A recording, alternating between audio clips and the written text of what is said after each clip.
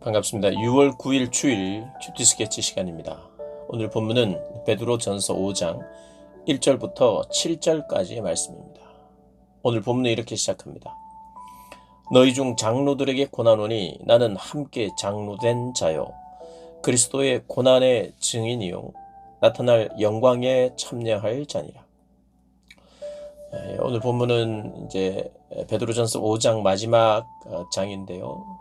베드로가 장로들에게 그리고 장로들과 함께하는 성도들에게 권면하는 내용입니다. 먼저 장로에게 권면하는데 먼저는 인정하고 칭찬을 합니다. 장로들에게 권하는데 그들은 그리스도의 고난의 증인이요 고난에 동참하고 있다는 것입니다. 그리고 그리스도인이라면 그 고난을 인정해야 하는데 고난 받는 것을 인정하고 앞서 말한 것처럼 고난 받는 것을 오히려 즐거워하라, 인정하라 라고 말한 그 말에 순종하는 자들이죠. 그런데 그들을 향해서 어떤 권면을 하느냐 하면 양무리를 치되 그 장로들이 양무리를 그러니까 교회를 감독하는 감독과도 같고 교회 목회자라고 할 수 있죠. 그 목회자에게 이야기하기를 양을 치는데 억지로 하지 말라. 억지로 하지 말라. 자발성을 가지고 자원하는 마음으로 해야 한다. 그리고 군림하는 자세로 해서는 안 된다. 군림하는 자가 아니라 섬기는 자다. 오늘 본문 이렇게 이야기하죠. 맡은 자들에게 주장하는 자세를 하지 마라. 성도들을 권면하고 가르칠 때에 주장하는 모습으로 그리고 군림하는 자세로 하지 말고 먼저 본을 보이라는 거예요. 가르치기 전에 본을 보이고 그대로 살고 그대로 산 것을 전하라는 거죠. 가르치라는 거죠. 그러니 이 사람은 겸손이 필요합니다. 겸손해야 돼요. 겸손해야 먼저 말하지 않고 삶으로 모범을 보이려고 할 것입니다. 그러면서 사실 이 양무리를 쳐야 할 이 장로들에게는 하나님의 뜻을 따라 자원해야 하고 그리고 더러운 이득을 취하지 말아야 된다. 그러니까 사람은 언제나 교회에서 무슨 이득을 취할 수 있나. 근데 사람은요. 어디에 있든지 사람이 모인 곳에 이득을 위해서 뭔가를 할 수 있습니다. 좋은 일 같아 보여도 겉모습은 좋아 보여도 자신의 이익을 위해서 유익을 위해서 얼마든지 바꾸어 놓을 수 있는 게 사람입니다. 뭐 굳이 설명 안 해도 우리는 살아가면서 관계 안에서 그것들에 익숙한 사람들입니다. 언제든지 나의 유익을 위하여 바꿔 놓을 수 있습니다. 나의 만족을 위하여 할 수 있는 거죠. 그렇게 하지 말라는 거예요. 너의 유익을 위해서, 이득을 위해서. 여기는 직접적으로 더러운 이득이라 하는 거 보니까 돈 때문에 하지 말라는 거예요. 이익의 수단으로 하지 말라는 거예요. 이것은 비단 돈을 추구하는 자들 뿐만 아니라 잘못된 동기로 명예를 얻거나 존경을 받거나 사람들로 인정을 받기 위해서 하는 것도 그것도 잘못된 동기죠. 회복에 관심이 있어야 됩니다. 치료에 관심이 있어야 되고 구원에 관심이 있어야 되죠. 영혼들을. 만약에 의사가 환자를 돈으로 본다면 그것은 굉장히 문제죠. 그런데 얼마든지 그런 유혹에 빠질 수 있습니다. 물론 의사가 치료하고 정당한 대가를 받아야 되는 건 맞습니다. 그러나 그것을 바꾸어서 돈이 있으면 치료하고 돈이 없으면 치료하지 않고 언제나 그렇다면 그 마음의 중심에 의사가 치료하는 사람인가 라는 물음표를 던지게 되어 있죠. 마찬가지입니다.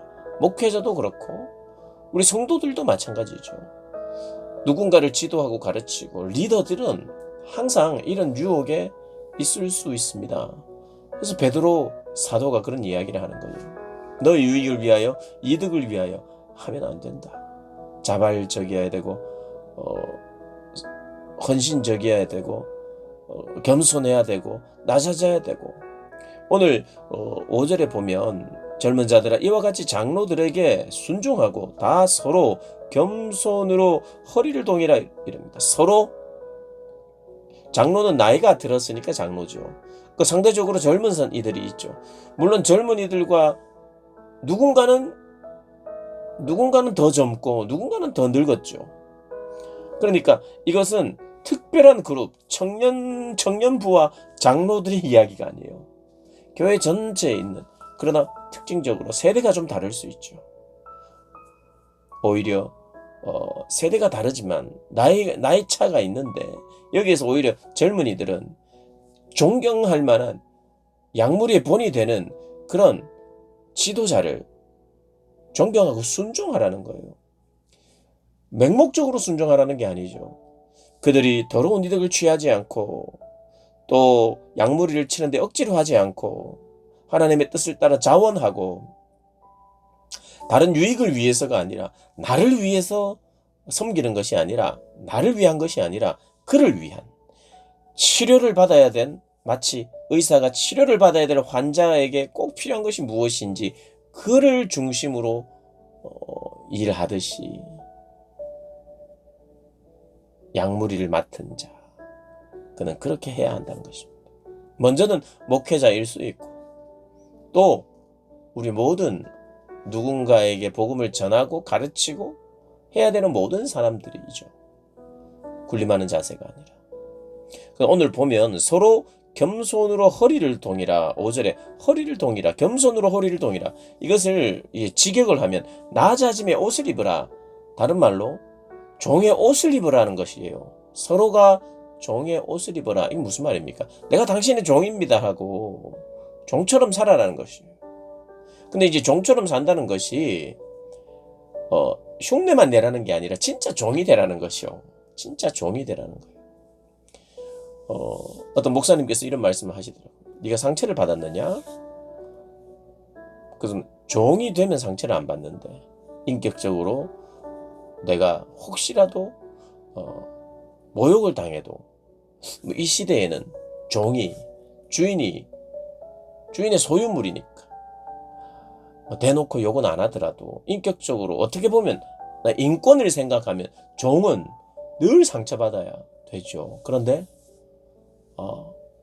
내가 실제로 종이라면 그런 데서 상처를 또 안 받을 수 있다.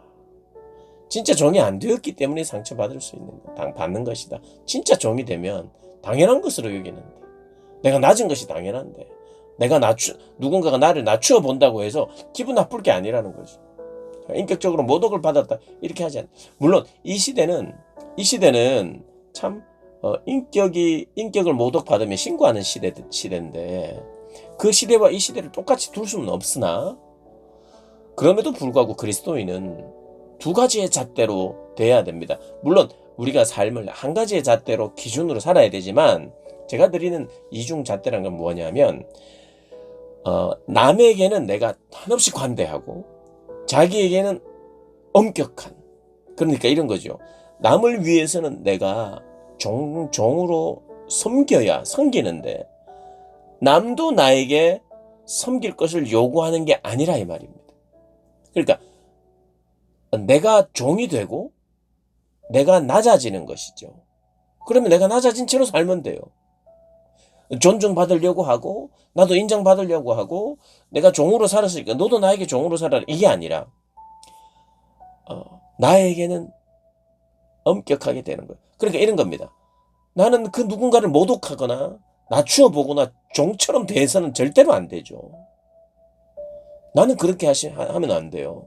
종처럼 대하면 안 되고 낮추어 보면 안 돼요. 그러나 누군가가 나를 낮추어 보면 그것이 낮추어 봐도 상관없는 사람이 되어라.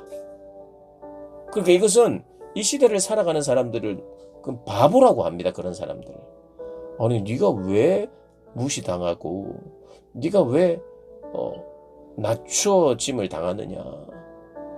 너도 인격을 가진 존재인데 물론 함부로 하는 것에 대해서 그냥 늘 받아들이라는 의미는 아닙니다. 그리고 내가 존중을 한다면 누군가가 나를 존중해 주기를 원하고 이야기할 필요도 있습니다. 그러나 우리의 기본적인 정신이 무엇이어야 되느냐. 성경이 말하는 게 누군가의 종이 되라는 것, 섬기라는 것은 그 섬김이라는 게 어떤 예를 들면 뭐 물건을 갖다 주고 뭐 필요한 게 있으면 이거 드세요. 이것만 섬김은 아니거든요. 내가 뭐 갖다 주고 그런 허드렛 일을 내가 하겠다가 종이 아니라 실제로 종의 정체성을 가지고 남을 존중히 여기고 높은 사람처럼 여기고 높은 사람으로 여기는 그 삶을 살아라는 거죠. 어떤 한 부분에 잠깐만 종의 옷을 입고 종으로 섬겼다가 다시 너 자신으로 돌아오고 이런 게 아니라 내 삶의 태도가 종이라는 것입니다. 그래서 이렇게 이야기해요. 하나님은 교만한 자를 대적하시되 5절에 겸손한 자들에게는 은혜를 주시느니라. 6절 그러므로 하나님의 능하신 손 아래에서 겸손하라. 때가 되면 너희를 높이시리라. 그러니까 나 자신에게는 참 엄격해요. 나는 누군가에게 상처를 주거나 누군가를 낮추어 보거나 절대로 그러지 않아요. 근데 누군가가 나를 낮추어 보거나 나를 무시해도 나는 그것이 나에게 영향이 되지 않는, 오히려 그런 것을 참아내고 인내하는, 또 미워하고 저주하지 않는, 그들의 변화를 위해서 오히려 기도하는, 나는 내가 당했을 때 어렵고 힘든 일을 절대로 다른 이들에게 내가 갚지 않는, 그렇게 주님은 살 걸 원해요. 근데 그런 사람들을 하나님은 사랑의 공동체의 지도자로 세우는 것 같아요. 용서하고 또 받아내는 사람들이 가장 많이 필요한 곳이 사랑의 공동체, 교회 공동체거든요. 그러니 다른 이들의 그 어떠한 태도나 잘못에 대해서 관용할 수 있는, 나는 절대로 그렇게 하지 않지만 누군가가 그렇게 할 때 나는 너그러이 받아줄 수 있는 그런 사람으로 살아야 하나님 나라의 공동체, 교회 공동체, 사랑의 공동체의 지도자로 세울 수 있는 것이죠. 사랑이 가장 많이 필요한 곳에, 사랑의 공동체에 사랑이 있는 사람이 지도자가 돼야 되죠. 그렇게 아름다운 영향력이 그렇게 흘러가는. 근데 하나님은요, 사람들은 그렇게, 네가 그렇게 살다가 그렇게 사랑하고 용서하고 자꾸 기회를 주고 그렇게 살다가 너 자꾸 종으로 살면 그냥 계속 인생이 종으로 끝나지 않겠니? 라고 사람들이 이야기할 때 하나님이 그렇지 않다고 말해요. 능하신 하나님의 손 아래에서 내가 늘 겸손하면 때가 되면 하나님 높이신다는 거예요. 때가 되면 영향력을 하나님께서 그를 통해서 펼치시겠다는 거예요. 하나님의 성품을 소유한 자에게 하나님은 하나님의 성품을 드러내 주시죠. 하나님의 성품을 내가 소유하고 닮아갈수록 하나님이 그런 사람에게서 역사하실 수가 있는 거죠. 사랑의 역사는 바로 그런 사람들을 통해서만 그런 역사가 일어납니다. 그래서 하나님은 그렇게 높이시는 거죠. 그렇게 하나님의 손에 의해서 높임을 받는 저와 여러분 되시기를 주님의 이름으로 축복합니다.